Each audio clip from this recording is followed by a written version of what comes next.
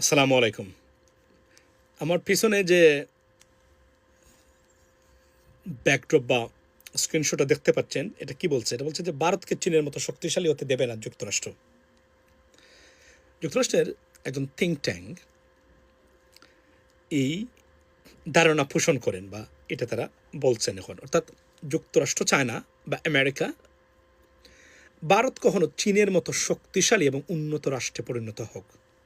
নাও এই কথাটা আপনারা কি এর আগে have you ever heard about that? Anything like that? Not all of you, but some of you may have heard it. How and when? Because I told it. Those following me on social media, or sometimes you listen to me, you know that I told about that.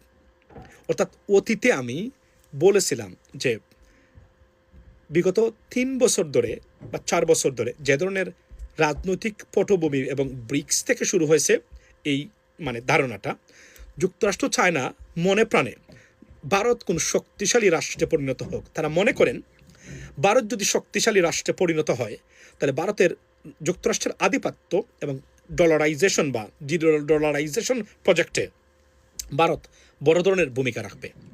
এবং ভারত সেটা প্রমাণ করেছে, mistakenly হোক, রাশিয়ার কাছ থেকে তেল কিনে ব্রিক্সের অন্যতম সদস্য এই দুটো জিনিসে ভারত প্রমাণ করেছে তারা যুক্তরাষ্ট্রের বন্ধু আর হবেন না, কখনো বা হতে পারেন না।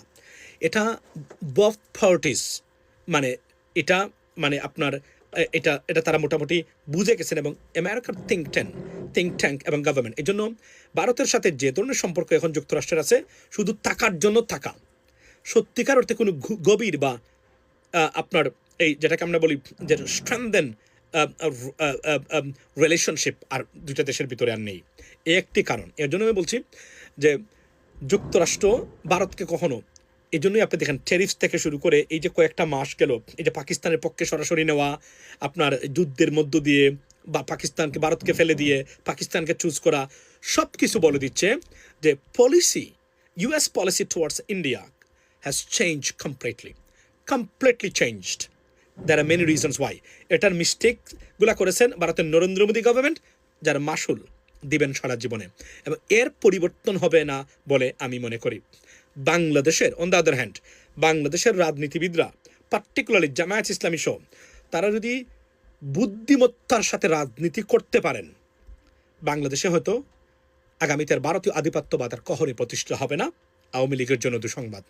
কিন্তু ভুল রাজনীতির খেসারত দিতে হতে পারে বাংলাদেশকে এবং জামায়াত ইসলামকে, তাদের নিজেদের ভুলের কারণে পড়তে পারেন বিপদে। এটা বলে গেলাম, লিখে রাখবেন, সেভ করে রাখেন, ফিউচার বলে দিবে আমি কতটা অ্যাকুরেট ছিলাম আজকের এই স্টেটমেন্টে ভবিষ্যতের জন্য। ভালো থাকবেন, কথা হবে। তবে বলে রাখি আবারও, আজ অথবা কাল, কয়েক মাস পরে হলেও আমার এই বক্তব্যগুলো এক এক করে শক্তিশালী এবং সত্যে পরিণত হয়।